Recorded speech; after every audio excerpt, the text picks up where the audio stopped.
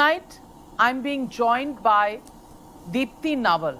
We've all known her as an actor par excellence. We've known her and seen her as a writer of poetry, short stories, a painter, many roles that she's played in real life as on screen. Tonight, she's joining me as the author of this book, which is a memoir that has been penned by her. Deepti Naval, thank you very much for joining me on the Newshour tonight. A country called childhood. That is how you've named your memoir. Yeah. What's the mystery behind the name? Yes. A country called childhood? This phrase actually comes from the book itself. You know, it's one of the passages has the phrase, a country called childhood, where we once lived and continue to feel nostalgic about. So that's where the title was picked up. Did it come to you while you were writing your memoir? Did you have it in your mind before you started writing it? You know, childhood is something that we look at as a very uncomplicated phase of our life. What made you write this book on this theme called childhood? Yes. Because I think I grew up in a very fascinating environment. In Amritsar in the late 50s and all of 60s. I left the place in 71 and I was a full-fledged teenager. I'd been through my teens over there, and one chunk of life had finished and then the next phase would begin. So it was like a place where we all lived at one time, and that is a country. It's like a country. Because it has all these so many aspects. So I called it, I mean, it just came about in my writing of it. And the phrase got picked up by the publisher saying we are going to call this book Country Called Childhood. So Deepti Naval, how do you remember your childhood in Amritsar? You know, you've mentioned a lot about the pictures that have been clicked and a story through the pictures, and these pictures you know, of the locality, the photography was a privileged passion to pursue, you say, at that time. Who clicked these pictures and how had they become a part of your life? No, not at that time. Yeah, I mean, there was just one photo studio around the corner. I think it was called a Prabhat Studio. That's where we used to go for our portraits, family photographs, family portraits. And then there was later another photo studio down on Queen's Road called Shivram Studio. But that's when we all became teenagers and we wanted to be photographed. You know, wo alag phase tha. But photography as such, no. Somebody or the other, I think in the family, my father had a camera. It was a box camera, and somebody or the other must have been taking pictures every now and then.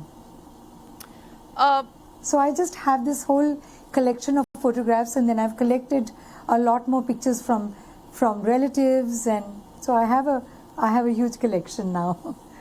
What is really the story that Deepti Naval is sharing with the world through this book? You know, simply, दिल की वो कौन सी बात है जो आप दुनिया के साथ शेयर करना चाहते हैं? हाँ, मैं बताना चाह रही हूँ कि जहाँ मैं पैदा हुई, जहाँ मैं पली बढ़ी, वो एक अलग ही दुनिया थी. वो आज एग्जिस्ट नहीं करती है. I want to share that with everyone. I just find it so fascinating.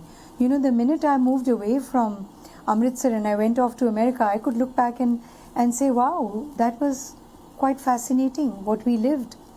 You know, the first 18, 19 years of my life. Because the kind of people that were around me, I mean, I used to observe them very keenly. The characters that were around me, I used to find them fascinating. And I thought this fascination for all that was around me, that's what I wanted to share with the readers. That's why instead of writing a typical autobiography, like मैंने ये किया, फिर मैं वहाँ गई, फिर ये हुआ, फिर वो film मिली, फिर I somehow wanted to recreate the whole ambience of my childhood days for the reader, and that's why I call it more like taking the reader through those passages. So it's very visual. The book is very visual. Well, thinking like a director, I guess, because you played that role as well. And directors think visually, connect Yes. visually. They also look at the visuals and the dialogue and the storyline that will connect and bring it all in together. You also have drawn up a spectrum of emotions in the Yes. book as you write about experiencing empathy for the first time as a 4-year-old on the streets of Amritsar, or even becoming chuchi for your sister's Yes. entertainment. Yes.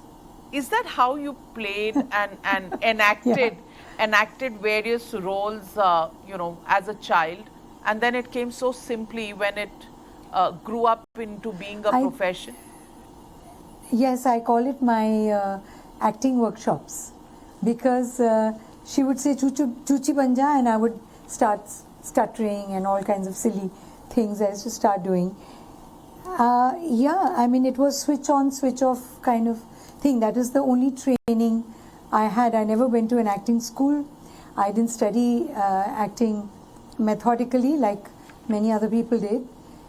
I just learnt it, doing all these enactments for my Didi. Also the reason I wanted to write about all this, because there was such stark memory of the Pak War. The whole ambience when you're a child, you don't know the seriousness of war. You don't understand it. It doesn't sink in. You're just having it's all fun and games. So you're enjoying that whole the hullabaloo about war. Curfew ho raha hai, sirens baj rahe hain, blackouts, and then you find that very fascinating, because something terribly dramatic is happening and you don't realize the gravity of it. I just wanted to recreate all that. Those are my very, very precious memories from there.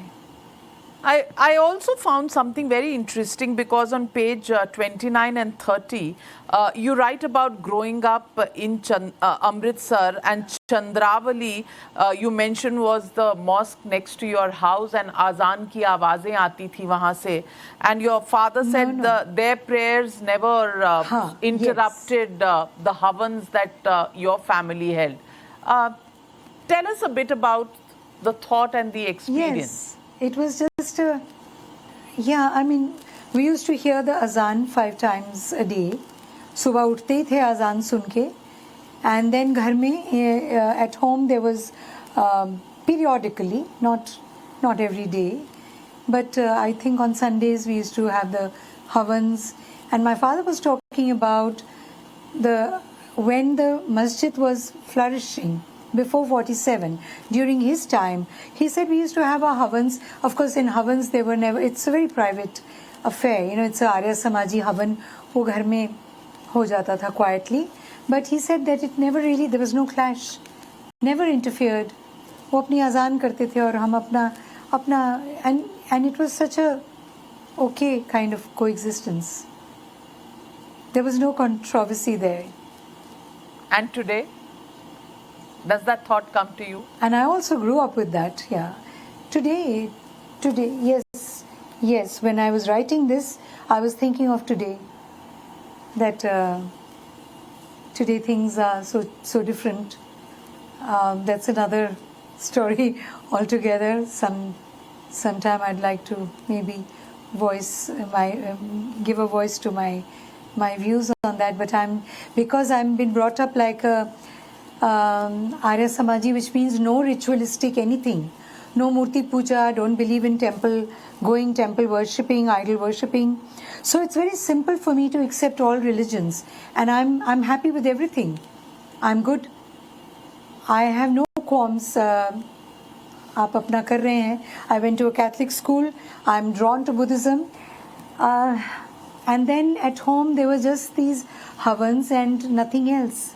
So it's very abstract. It was simple. It was easy to absorb everything else around me, and that's how I grew up. I know, and there is so much strife on these very issues of azans and loudspeakers. But the Jallianwala Bagh restoration project kicked up quite a storm where many people said that that was a way to distort history. I want to ask you, how do you look, because you come from Amritsar, Jallianwala Bagh, and the entire story and the narrative around it is something that you must have grown up on. What do you make of it? Yes, but why would it be a attempt to distort history? In fact, it has to be preserved, right? They shouldn't have beautified it. That's my only problem with the Jallianwala Bagh. They should have just left it as a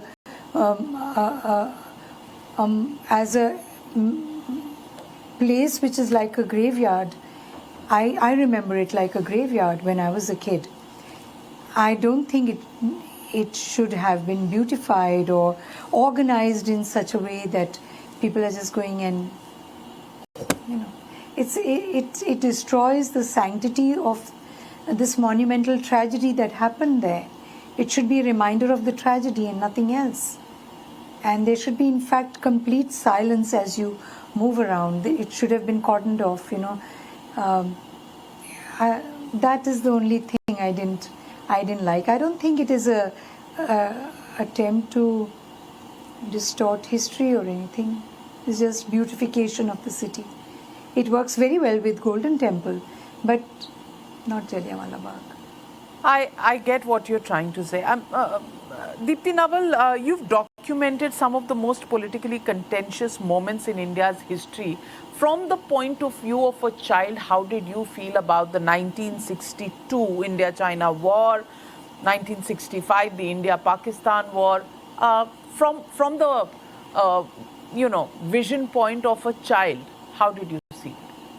Yeah, 62 war was something that was happening out there, but it wasn't directly affecting us, except for the patriotic songs that we would hear on the radio, and sometimes trucks passing by the city. But 65, the Pakistan war at Khemkaran border, that was very, very important. That we didn't realize the seriousness of things then. So we were kind of having so much fun during the war. Like I said earlier, that we were sort of so excited that something is happening. Because, in my life as a child, I always heard stories about partition, about my mother's exodus from Burma during the World War II, when the Indian families, so many Indians fled Burma and walked across the Assam hills, Nagaland, and reached India, Punjab. So there was so much, when I used to hear these stories as a child, I used to be fascinated. My God, they have so many stories to tell. And our life is so bland. There's nothing much to talk about.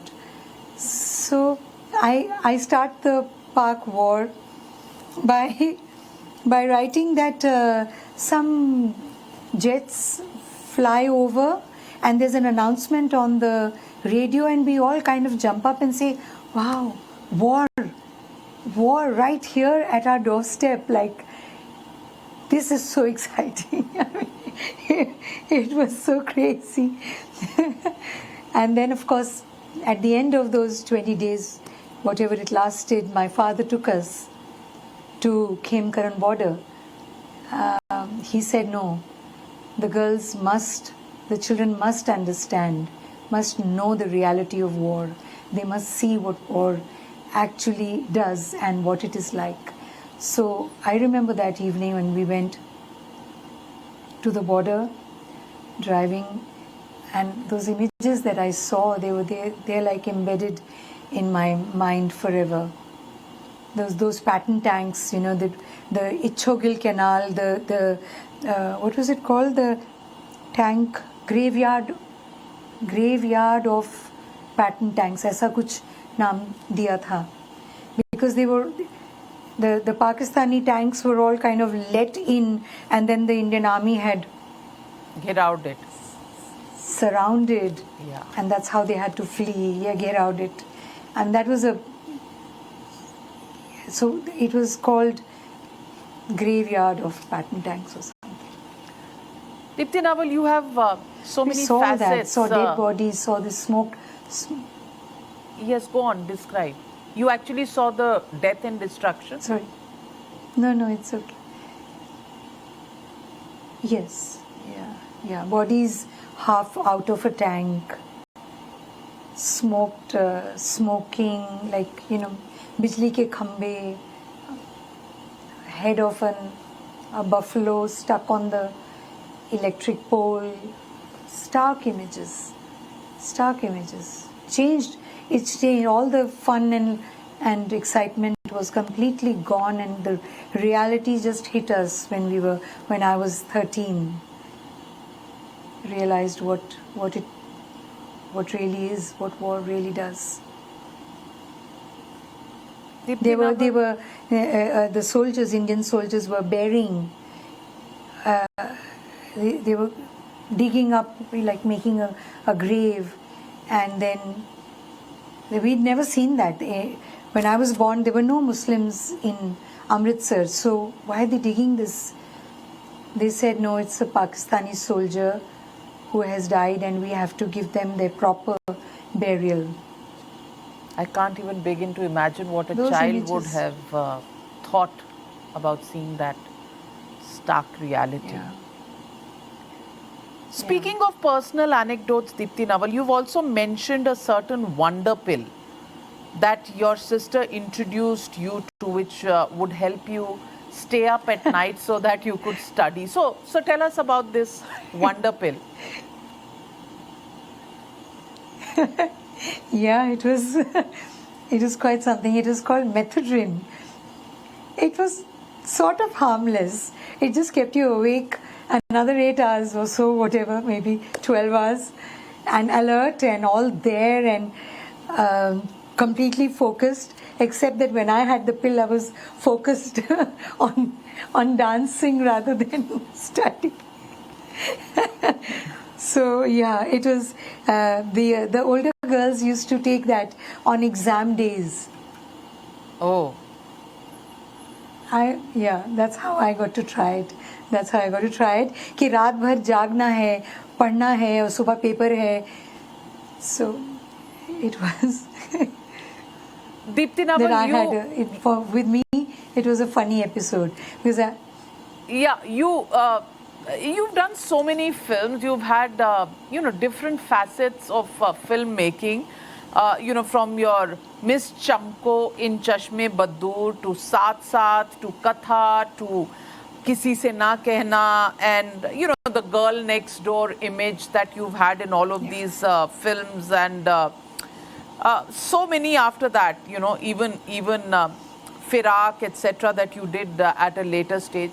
I want to ask you, how do you look at the film world today? Would Deepti Naval fit in? Has the film world really changed in India? Yeah.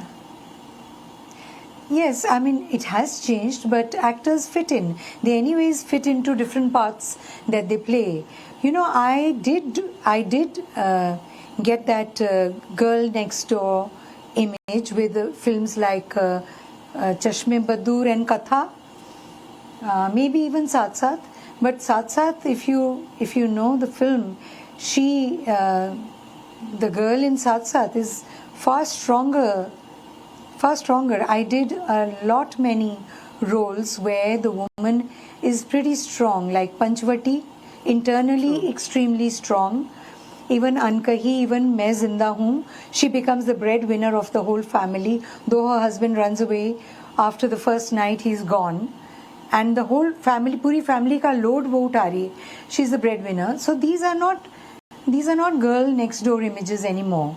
Not it's even, the real woman. Even in my later films, like it's the strong, internally strong middle class woman.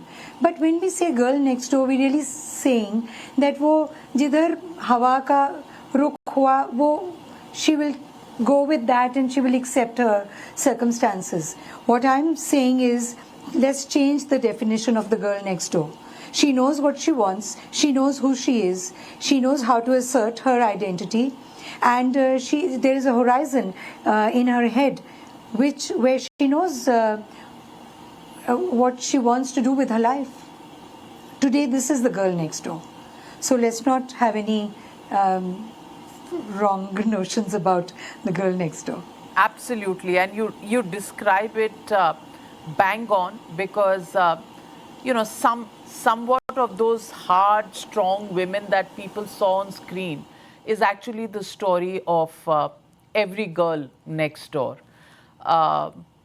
You're absolutely right. Yeah. What next for Deepti Naval? You've done it all. I just want no, just started. Navika, just started. I want everyone to be able to read my book, and then I have a film coming up which I'm very excited about. It's called Goldfish. I worked with Kalki Koechlin for the first time, and a new director, Pushan Kriplani. Very exciting to work with both these people. I'm waiting for the film to come. It's in English, but it's about Indian, it's the Indian milieu, set in London. So the language happens to be. I'm looking forward to the release of that film, because it's a mother-daughter story, and I play Kalki plays my daughter, and it's a woman. I play this woman who's just about entering dementia, so it's very interesting to play. Amazing. The body of work that you've done, Deepti Naval, as an actor, and of course in the field of filmmaking, and Sorry, you've actually explored a lot of facets of life as an author and as a film person. Amazing, and may the journey continue. I think all women should work till their last day. That's what creativity is all about, and that's what the staying power of a woman is all about. Thank you very much, Deepti Naval, for joining me on the News Hour. Pleasure to speak with you. Thank you.